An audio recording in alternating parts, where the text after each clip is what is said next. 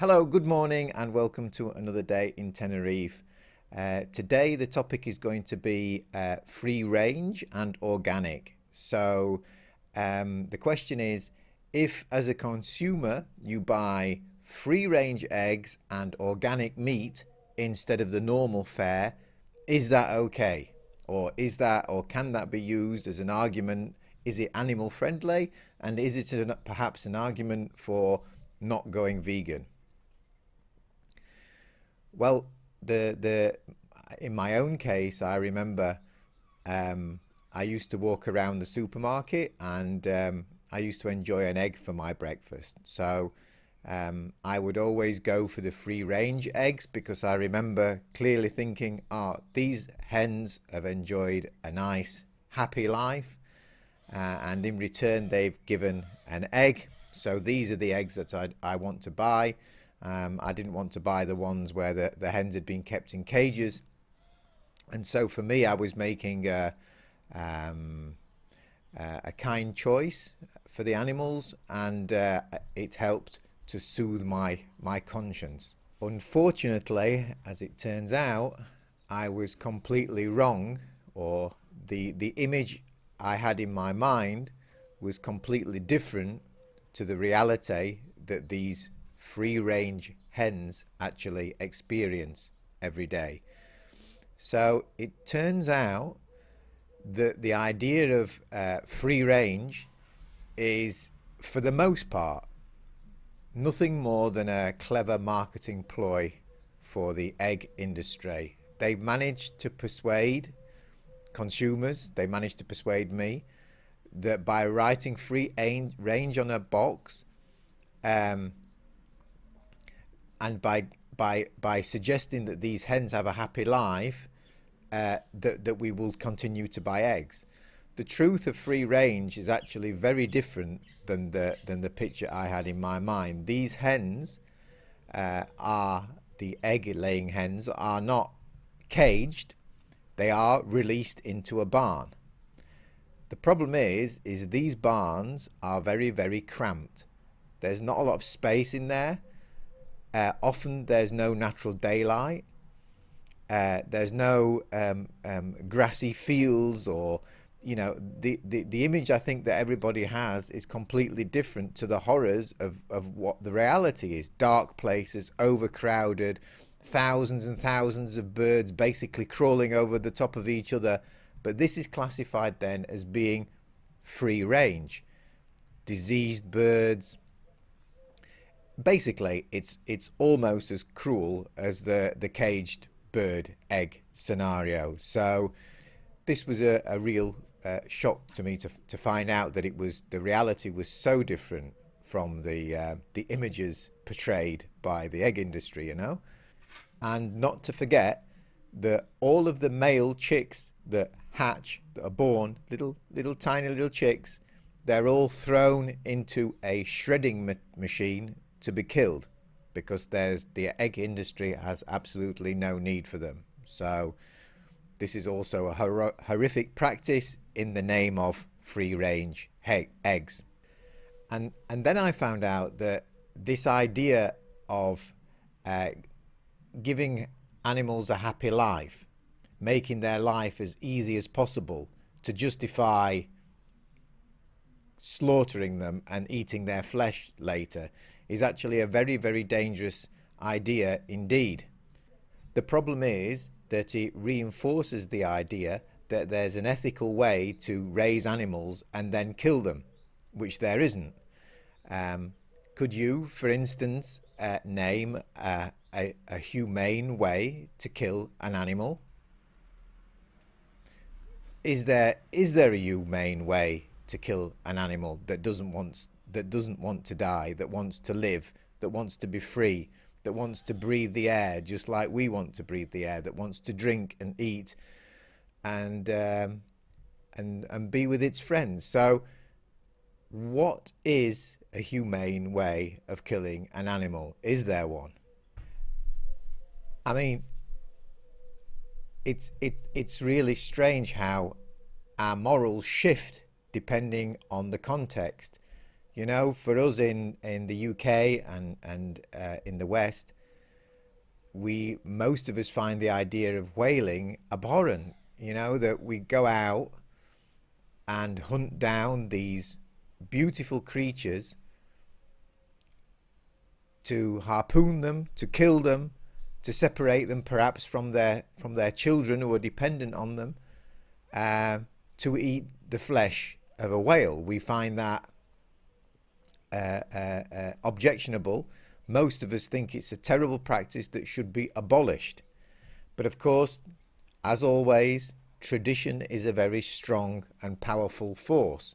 And in Japan and in Norway, the traditions of whaling are so strong that the considerations, even in today's world, are just put by the side with the excuse, we've always done it. But the point I think I wanted to make was, when we hear that a whale has been harpooned or that whales are being killed and separated from their calves, we don't say, well, it's okay, the whale was free, it had a happy life, so that's fine to kill it. No, we don't.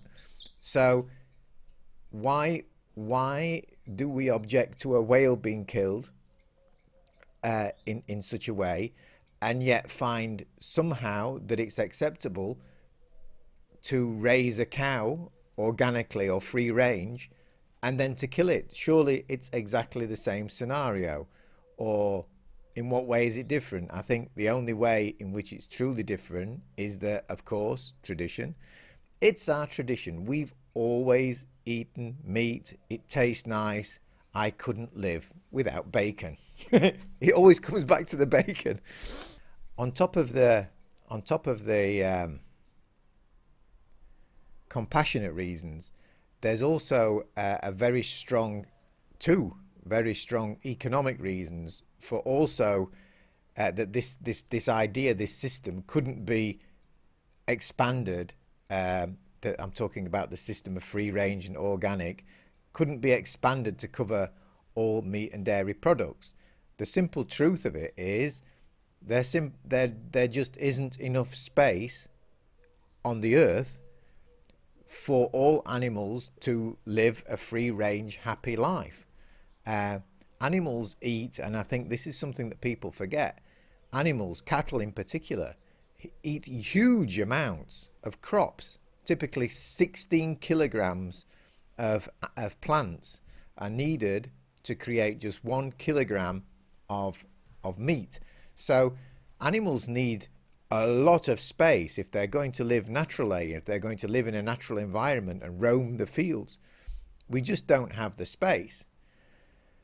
The other thing is that if we were to adopt free range for all animals and free range eggs and all the rest of it, the cost would be a lot more. These prices would be passed on to consumers. So meat and dairy products would become very, very expensive. In effect, what would happen we would be going back in time to a point where animal products and dairy products were only affordable, could only be afforded by the rich, and the poor would then feel again like second-class citizens in our society. So it's also not a situation from an economic point of view that we would want.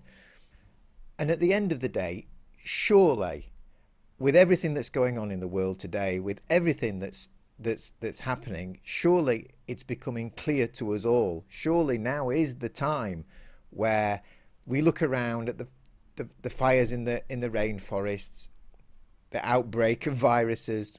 I'm here in Tenerife at the moment, and while I'm making this video, we're in the middle of the coronavirus crisis, and with everything that's going on, climate change, global warming, the glaciers melting, animal extinction, the use of antibiotics in the raising of animals, antibiotic resistance. Surely with all these things, we've reached a point now where we have to, as a society, first of all, we start on an individual level, and that's why you're doing this course, and well done, well done, you know, well done. But surely we've reached a point now where we have to start to change, that it's no longer an option, a nice to have or something. Surely now is the point where we say, you know, we can thrive on plants. We can be more healthy on plants. We can have a better standard of life by just eating plants. We will almost cure heart disease, diabetes too, and so many chronic diseases which are caused by human race's desire to eat meat and dairy. All of this would be done away with.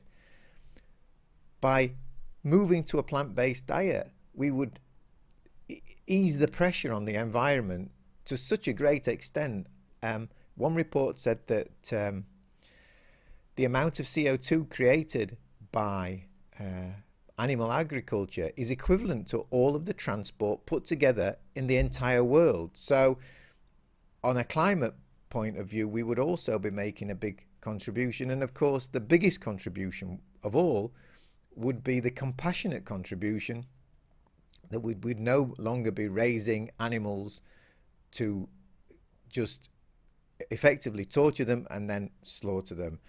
So the next time, if you've not switched to a vegan diet yet, or you're thinking of doing it and you're watching this video because you're looking for motivation, the next time you're in a supermarket and you're walking down the aisle and you see the sign free range eggs, remember that with a great deal of certainty, or almost certainly, those eggs have come from hens that have not enjoyed a happy life. Quite the contrary. Their little brothers were slaughtered at birth. They've spent a life in darkness or artificial light. They've not been roaming around green fields. No, they've been locked inside a barn, smelly, probably filthy. They've been pumped full of antibiotics to stop them becoming ill. For what? To produce an egg so we can enjoy 5 minutes of sensory pleasure while eating egg on toast for breakfast. So I hope this has helped clarify the situation. And just to put it in a nutshell, free range is not a good idea. It's a little bit a better idea than cage maybe, but our goal should be to stop the torture to animals and improve the lives of us all, the planet and everything. Hope this has all made sense. Thank you very much for being there. Bye bye.